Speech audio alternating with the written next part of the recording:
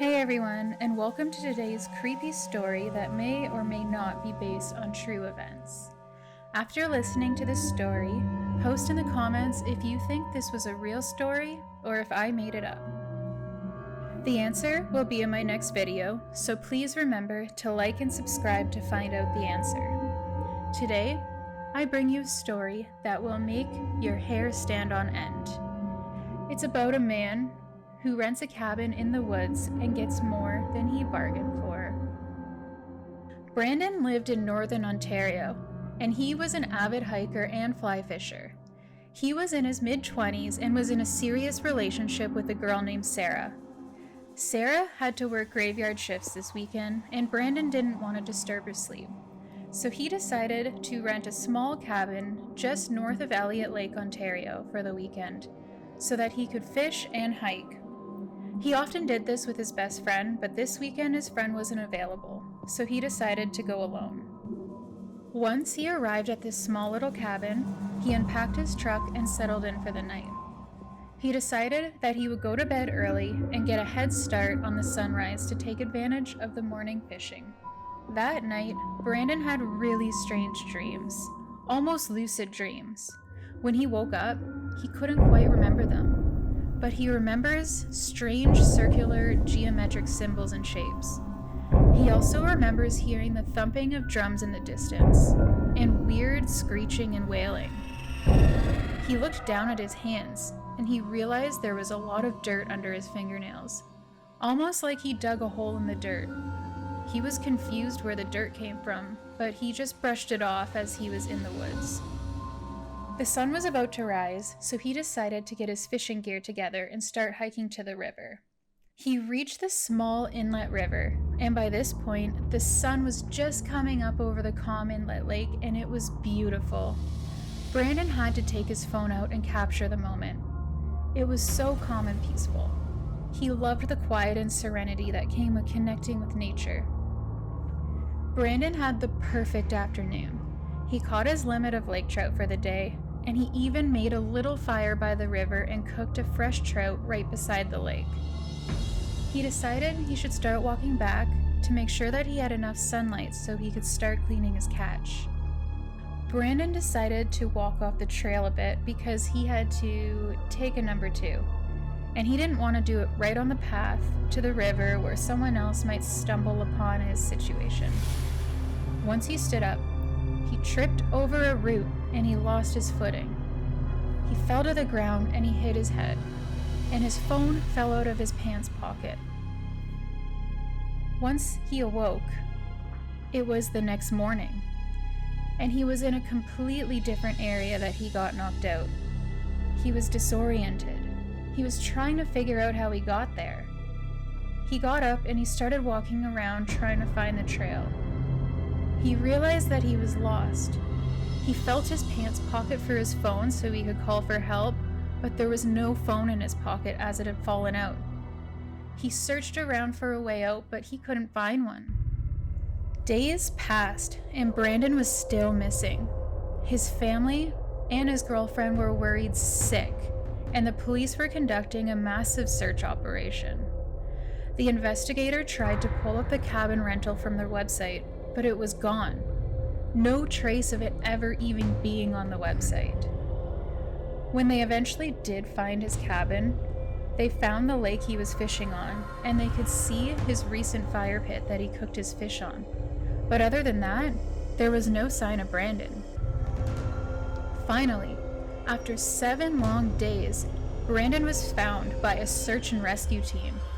He was confused, and he couldn't remember much of what happened to him. But he was alive, and that's all that mattered. A few days later, Brandon got a package in the mail from an unknown sender.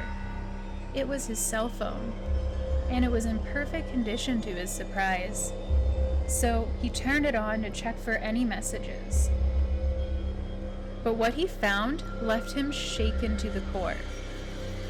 All the pictures on his phone were of him, and they were taken from behind. He had no memory of any of the pictures he had on his phone after he passed out. And some of these pictures, there were fuzzy dark figures lurking behind the trees, watching him. The last photo was a picture of his face sleeping. There was a circle drawn on his forehead with dirt. Brandon was terrified. Who could have taken those pictures, and why? He showed the pictures to his girlfriend Sarah, but they couldn't make out who they were. Brandon was left feeling like he was losing his mind. He couldn't explain what had happened to him in the woods. He just had this sick feeling in the pit of his stomach that something wasn't right. As Brandon became more fixated on his pictures on his phone, he started to research the area and the cabin that he had rented. He found this old article about a spiritualistic cult leader who used to live in that area. As he read deeper into the article, he found an old black and white photo of the leader. He was in the middle of the photo smiling. His arms were wrapped around 8 women dressed in long dark gowns. In the background, it looked like it was his cabin he rented, but he wasn't sure.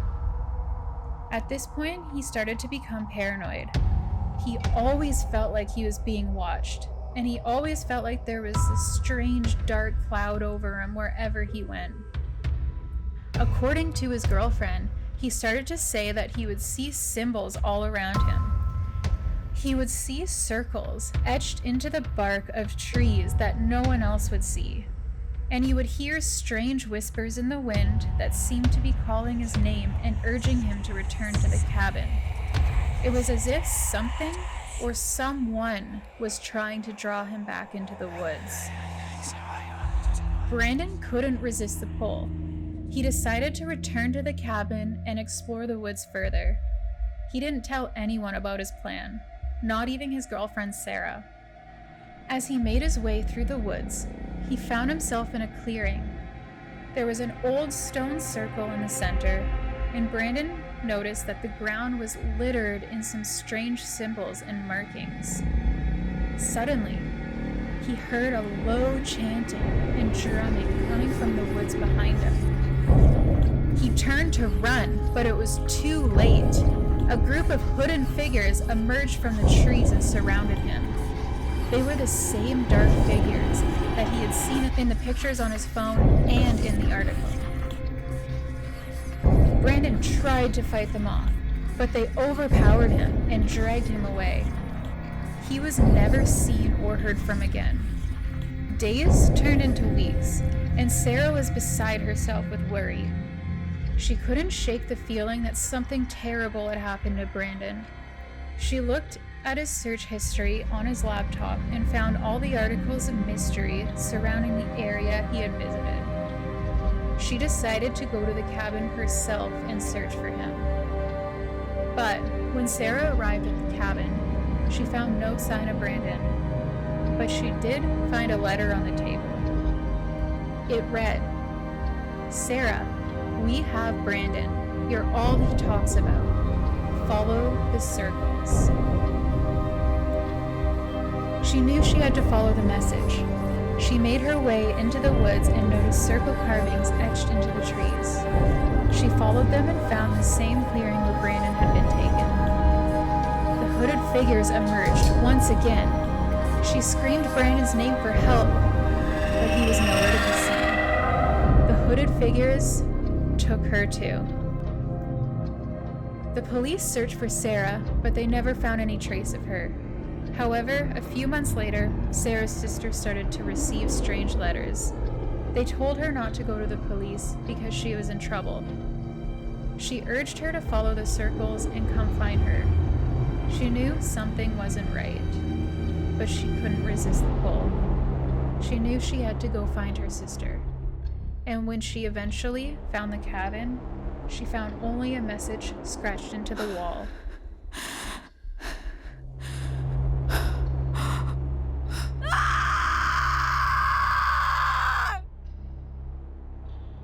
So that was today's spooky story.